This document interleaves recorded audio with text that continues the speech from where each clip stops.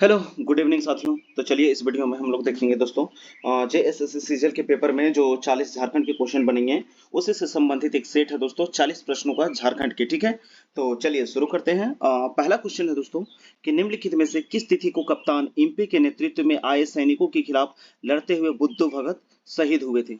ठीक है, तो बुद्धू भगत जो दोस्तों कोल विद्रोह से संबंधित है ना, जो 1832 में हुआ था। तो यहाँ पे 1832 दो ऑप्शन है, एक 14 फरवरी 1832, एक 15 अक्टूबर 1832। तो इसका सही आंसर हो जाएगा दोस्तों 14 फरवरी 1832। इस समय जो है वो 150 अनुयायियों के साथ और अपने भाई और बेटे के साथ जो है वो कैप्टन इम्पे के नेतृत्व में अंग्रेजों की सेना के हाथों मारे गए थे। ठीक है, बुद्ध भगत इसी में शहीद हो गए थे। ठीक है दोस्तों, कब?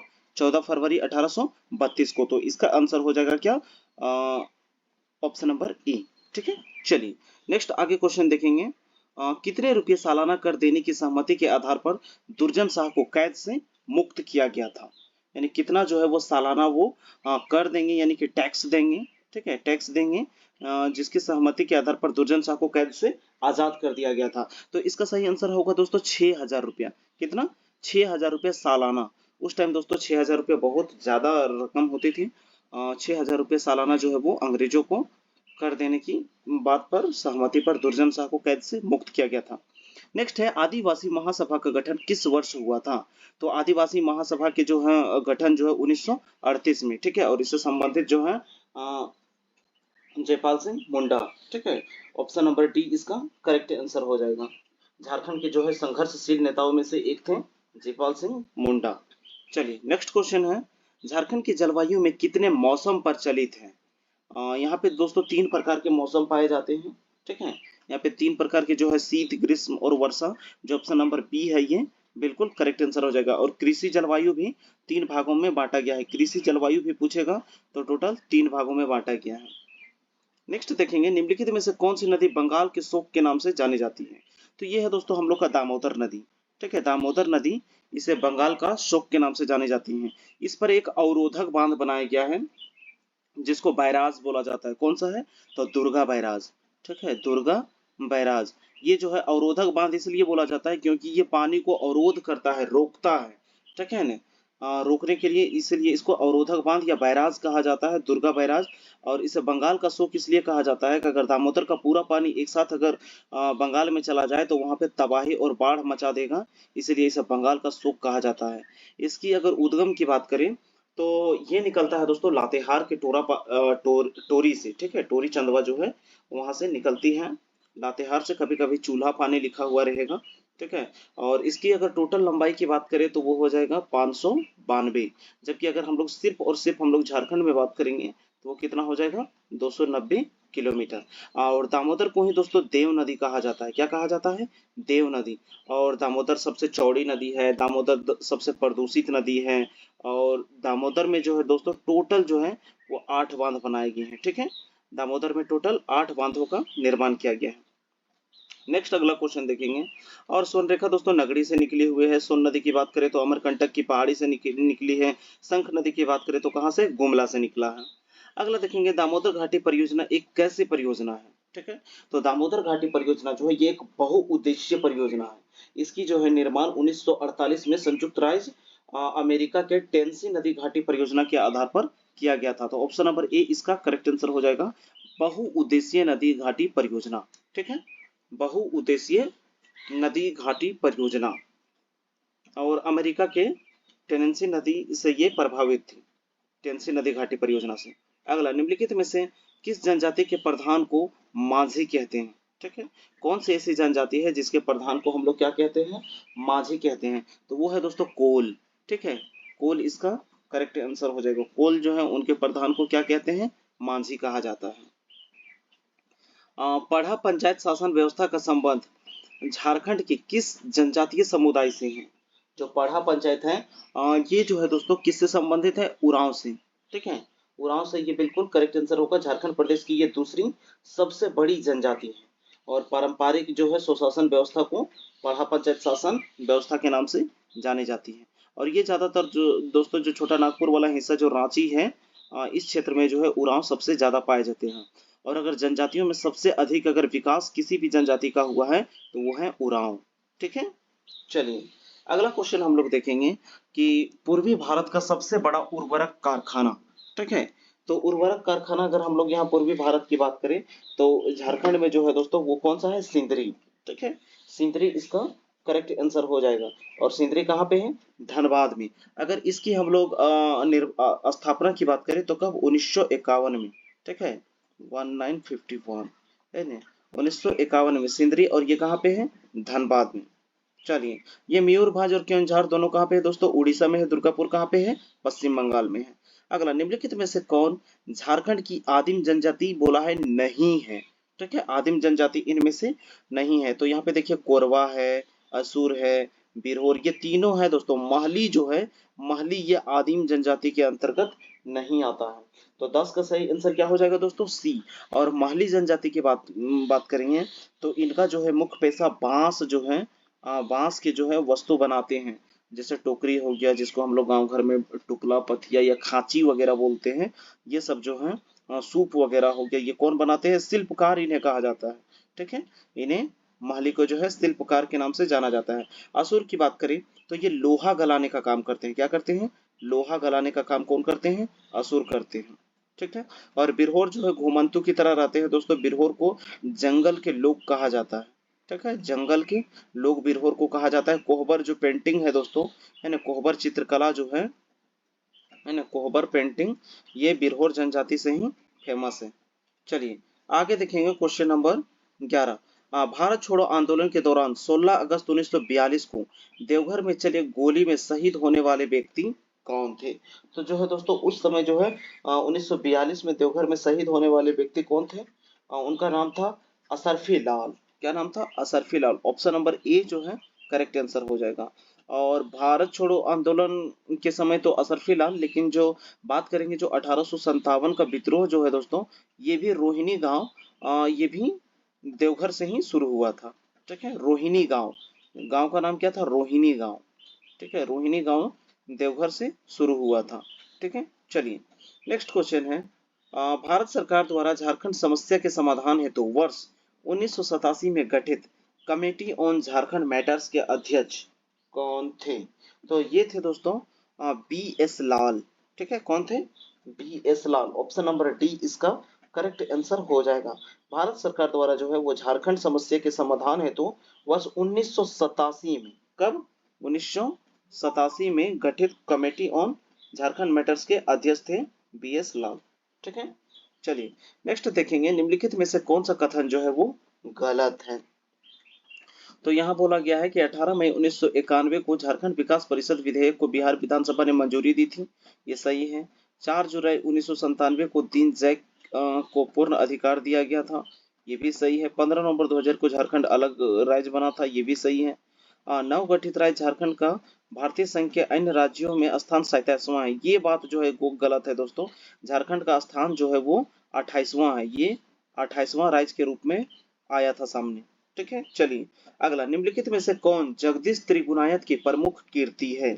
यहाँ पे इनमें से जो है कौन सा जगदीश त्रिगुणायत के द्वारा लिखा गया था। तो इसका जो है दोस्तों करेक्ट आंसर हो जाएगा वो है संथाल पर प्रमुख कीर्ति, हाँ, Santhal Pargana. Option number C जो है बिल्कुल करेक्ट आंसर हो जाएगा, ठीक है। क्वेश्चन नंबर 14 का option number C correct answer होगा। अगला है, रानी सर्वेश्वरी देवी का संबंध झारखंड की किस क्षेत्र से रहा था।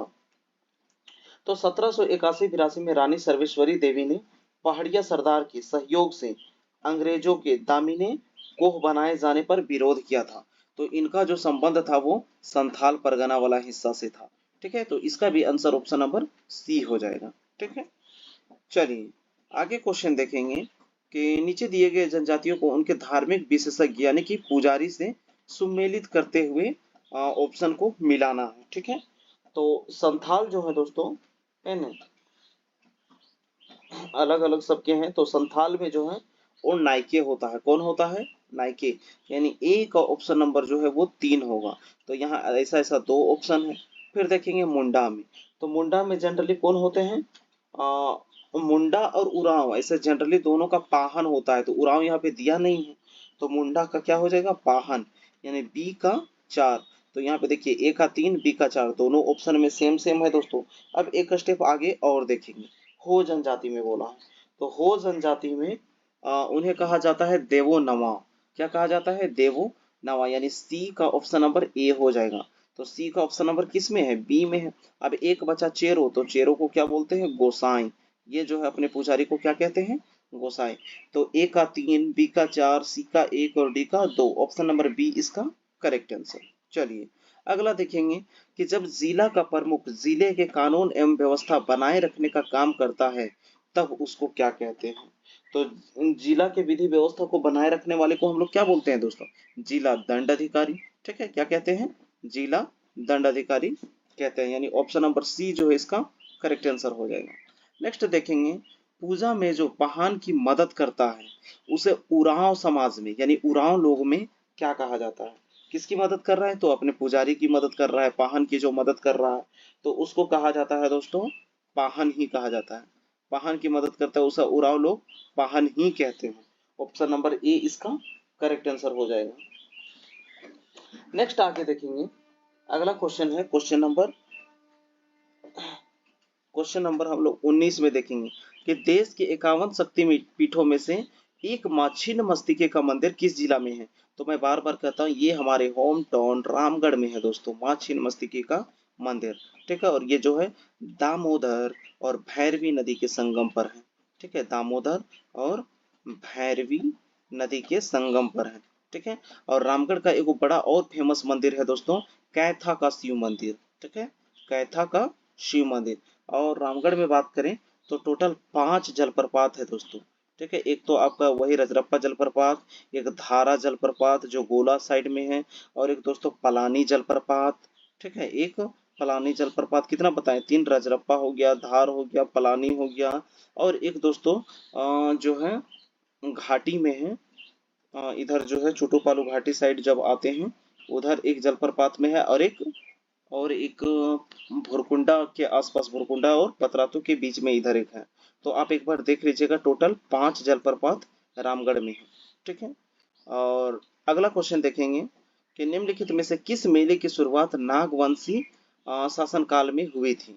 जो है कौन सा जो है मेला जो है वो नागवंशियों के शासनकाल के समय शुरू हुई थी। ठीक है, तो यहाँ पे देखिए दोस्तों इसका सही आंसर क्या हो जाएगा?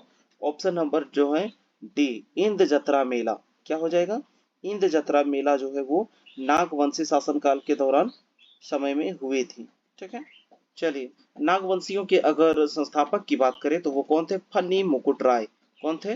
फन्नी मुकुट राय। ठीक है, चलिए अगला है, निम्नलिखित में से किसके द्वारा मुंडा गीतों को मुंडा दुरंग या संग्रहित किया गया है? ठीक है, क्वेश्चन नंबर 21। तो इसका जो है सही आंसर हो जाएगा WG आर्चर, यानी ऑप्शन नंबर सी इसका करेक्ट आंसर हो जाएगा। मुंडा गीतों का मुंडा दुरांग में जो संग्रहित किए हैं वो कौन है? WG Archer. Option number C इसका करेक्ट आंसर होगा। अगला है, निम्नलिखित में से कौन सा एक सही नहीं है? मुंडारी भाषा पर पहली पुस्तक जो थी वो मुंडारी प्राइम, ये जो है सही है दोस्तों। और मुंडारी भाषा एवं साहित्यिक विश्वकोश इंसाइक्लोपीडिया कहलाता है, ये भी सही है। और मुंडारी भाषा का प्रथम व्याकरण मुंडारी ग्रामर, और मुंडारी एंड देयर कंट्री ये रामदयाल मुंडा, ये जो है ऑप्शन नंबर डी इसका गलत है। ठीक है, ऑप्शन नंबर डी ही इसका गलत है। ये जो है दोस्तों इसके सही आंसर हो जाएंगे शरद चंद्र रॉय। कौन है? मुंडा, ये जो है मुंडा एंड देयर कंट्रीज के लेखक जो है शरद चंद्र रॉय। अगला, करम गीत के संबंध में निम्नलिखित कथनों पर विचार कीजिए। सरहुल की समाप्ति से ही करम गीत का प्रारंभ हो जाता है। भादो की शुक्ल एकादशी को कर्मा पर्व मनाया जाता है। तो बी तो 100% है दोस्तों कि भादो की एकादशी में ही जो है कि करम पर्व मनाया जाता है।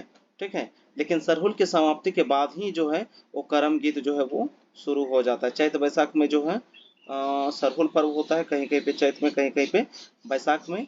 रांची में 2 भाग में मनाया जाता है। तो इसका जो है option number C correct answer हो जाएगा। दोनों जो है स्टेटमेंट सही है। अगला, निम्नलिखित कथन पर विचार कीजिए। देखिए, छऊ नृत्य में चेहरे पर मुखौटा लगा के डांस किया जाता है, एकदम सही है। ये बात जो है बिल्कुल करेक्ट है कि छऊ में जो है वो मुखौटा पहन के नृत्य किया जाता है। अगला, मुखौटा बनाने का काम झारखंड में एक बात सरायकेला खरसावां तथा सिंहभूम जिले में होती है, ये भी सही है। झारखंड में सरायकेला खरसावां क्षेत्र की छऊ नृत्य शैली विश्व में प्रसिद्ध है।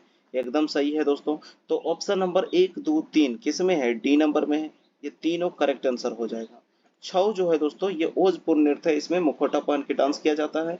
सुधेंद्र नारायण ने इसे जो है 1938-39 में विश्व दर्शन पटल पे लाके रख दिया था और 2010 में जो है इसे यूनेस्को द्वारा धरोहर में भी शामिल किया गया है। अगला, निम्नलिखित में से किस वाद्य यंत्र का निर्माण नारियल के खोल को आधा काट कर उसके ऊपर कोह या चमड़ा मढ़ कर किया जाता है? तो इसका सही आंसर हो जाएगा दोस्तों बनम। क्या हो जाएगा? बनम जो है नारियल के खोल से बनाया जाता है और उसके ऊपर चमड़ा मढ़ दिया जाता है। अगला, पंथे लेहा नामक पुस्तक के लेखक कौन है? पंथे लेहा नामक किताब के जो लेखक है दोस्तों डॉक्टर नंद किशोर। कौन है? डॉक्टर नंद किशोर। आगे देखेंगे, अगला क्वेश्चन है कि brief grammar and vocabulary of Oraon language है ना, कौन सा? उरांव लैंग्वेज पुस्तक के रचनाकार कौन है? तो इसके जो रचनाकार है वो है F vetch. Option number A इसका करेक्ट आंसर हो जाएगा कि brief grammar and vocabulary of language पुस्तक के रचनाकार एफ वेच है। ऑप्शन नंबर ए सही होगा। अगला है, जीवन आशा योजना समाज कल्याण विभाग झारखंड सरकार द्वारा प्रारंभ की गई इस योजना का उद्देश्य क्या है? क्या नाम है योजना का? जीवन आशा योजना समाज कल्याण। ठीक है, किसके द्वारा? समाज कल्याण विभाग के द्वारा। तो जीवन आशा योजना का जो है मुख्य उद्देश्य से पूछा है, तो इसका उद्देश्य है महिला अत्याचार पर नियंत्रण। जो महिला उत्पीड़न, महिलाओं के ऊपर जो अत्याचार होता है उसको नियंत्रण में लाने के लिए जीवन आशा योजना झारखंड सरकार के द्वारा चलाया गया था। अगला क्वेश्चन देखेंगे, आदिम जनजाति को मुख्य धारा में लाने हेतु परिवार के एक सदस्य विवाहित महिला सदस्यों को मासिक कितनी राशि का प्रावधान है? तो इसका जो है दोस्तों सही आंसर हो जाएगा 600 रुपया। कितना? 600 रुपया मासिक देने का प्रावधान है। ठीक है, चलिए, झारखंड का दूसरा वन क्षेत्रफल वाला जिला कौन सा है? तो हम लोग जानते हैं झारखंड में सबसे ज्यादा जो है वो पश्चिमी सिंहभूम में है। यहाँ पे पूछा है दूसरा सबसे ज्यादा, तो दूसरा सबसे ज्यादा जो है दोस्तों वन क्षेत्रफल हमारे पलामू के पास है। किसके पास? पलामू। और पलामू में बात करें दोस्तों तो जपला जो है सीमेंट फैक्ट्री जो है जपला, वो कहाँ पे है? पलामू में है। और पलामू में ही सबसे ज्यादा दोस्तों 21 गो ये जो है प्रखंड है। ठीक है, प्रखंडों की संख्या सबसे अधिक कहाँ पे है? पलामू में है। और पलामू से ही कट के गढ़वा अलग हुआ है और पलामू से ही कट के लातेहार अलग हुआ है। ठीक है, विश्रामपुर का किला अगर पूछेगा तो वो कहाँ पे है? पलामू में ही। ठीक है, नीलांबर पीताम्बर विश्वविद्यालय कहाँ पे है? पलामू में है। ठीक है, चलिए, अगला है चर्च ऑफ नॉर्थ इंडिया किसे कहा जाता है? ठीक है, चर्च ऑफ नॉर्थ इंडिया, तो ये है दोस्तों एसपीजी चर्च को। ठीक है, किसको? एसपीजी चर्च को कहा जाता है। ठीक है, क्योंकि ये उत्तरी भारत में इस चर्च की जो है वो प्रधानता बहुत अधिक है। SPG church. अगला, पाटलिपुत्र मेडिकल कॉलेज की स्थापना झारखंड के किस जिले में हुई है? ठीक है, पाटलिपुत्र मेडिकल कॉलेज, तो इसकी स्थापना 1974 में धनबाद में हुआ है। कहाँ पे? 1974 में। कहाँ पे? धनबाद में। और सिंदरी उर्वरक कारखाना अभी बताएं दोस्तों कब हुआ है? 1951 में। वो भी कहाँ पे है? धनबाद में है। दोनों को दोस्तों रिलेट करके याद रखिएगा। ठीक है, पाटलिपुत्र मेडिकल कॉलेज कहाँ पे? धनबाद में। और उर्वरक कारखाना सिंदरी कहाँ पे? धनबाद में। ये 1951, ये 1974। अगला है, असहयोग आंदोलन के क्रम में झारखंड के निम्नलिखित में से किस स्थान पर राष्ट्रीय विश्वविद्यालय की स्थापना नहीं हुई है? ठीक है, चलिए, तो इसका जो है करेक्ट आंसर हो जाएगा वो हो जाएगा डाल्टनगंज। कहाँ पे नहीं हुआ है? डाल्टनगंज में। जबकि रांची, गिरिडीह, हजारीबाग तीनों जगह पे जो है दोस्तों राष्ट्रीय विश्वविद्यालय की स्थापना हुई है। ठीक है, चलिए, झारखंड निवासी ललित मोहन राय का नाम किस क्षेत्र से जुड़ा हुआ है? तो ललित मोहन राय जो है वो एक चित्रकारी थे। ये स्कूल ऑफ आर्ट के निदेशक भी थे। ठीक है, तो किस क्षेत्र से हो जाएगा? कलाकारी, चित्रकारी। ठीक है, चित्रकारी जो है इसका करेक्ट आंसर हो जाएगा। अगला, निजाम अली का संबंध किस खेल से है? निजाम अली का जो है संबंध वो किस खेल से है? तो निजाम अली वाइकिंग एम, क्या लिखा है, काइकिंग एम काइंगनी है ना, कनाइंग, यानी बी नंबर जो है इसका करेक्ट आंसर हो जाएगा 35 का बी नंबर। काइकिंग एम कनाइंग खेल जो है इससे संबंधित है कौन? निजाम अली। ठीक है, चलिए आगे देखेंगे। भारत का सबसे अधिक कोल माइंस वाला प्रदेश कौन सा है? तो सबसे ज्यादा जो है दोस्तों कोल माइंस की बात करें तो हमारे जो है यहाँ पे झारखंड में ही है। झारखंड में सबसे ज्यादा कोल माइंस है। झारखंड के किस शहर को खेल नगरी के उपनाम से भी जाना जाता है? तो खेल नगरी के उपनाम से हम लोग अगर बात करें तो वो है हम लोग का टाटा जमशेदपुर। ठीक है, कौन? टाटा जमशेद। इसे औद्योगिक नगरी भी कहा जाता है। सबसे ज्यादा जो है भीषण गर्मी यहीं पे पड़ता है, जमशेदपुर में। और झारखंड की राजधानी कौन सी है? रांची। रांची को भारत का झारखंड का शिमला कहा जाता है। झारखंड का शिमला। ठीक है, चलिए। चाईबासा जो है दोस्तों ये पश्चिमी सिंहभूम का मुख्यालय है। ठीक है, और जमशेदपुर पूर्वी सिंहभूम का मुख्यालय। अगला, झारखंड महादेव के नाम से कौन जाना जाता है? तो झारखंडी महादेव के नाम से हम लोग बात करें तो जो बाबा बैद्यनाथ देवघर में है ये जाने जाते हैं झारखंडी महादेव के नाम से। ऑप्शन नंबर बी इसका करेक्ट आंसर हो जाएगा। अगला है, नेक्स्ट क्वेश्चन है दोस्तों कि झारखंड के किस शहर को खदानों का शहर भी कहा जाता है? तो खदान जो यहाँ पे दोस्तों खदानों यानी खदान जो लो ये जो है माइंस वाला खदान है उन खदानों की यहाँ पर बात की है। तो सबसे ज्यादा जो है खदान दोस्तों कहाँ पे है? धनबाद में। तो ऑप्शन नंबर सी इसका करेक्ट आंसर हो जाएगा। झारखंड के नए विधानसभा का उद्घाटन किन के द्वारा किया गया था? तो ये है दोस्तों Narendra Modi. Option number A इसका करेक्ट आंसर हो जाएगा। किनके द्वारा? नरेंद्र मोदी। तो ये थे दोस्तों टोटल झारखंड के 40 प्रश्न। अगर वीडियो आपने यहाँ तक देखा है तो एक लाइक जरूर कर दीजिएगा दोस्तों, ताकि हमको प्रोत्साहन मिले आगे और वीडियो लाने का। इस वीडियो का टारगेट रखते हैं दोस्तों कम से कम 200 लाइक का।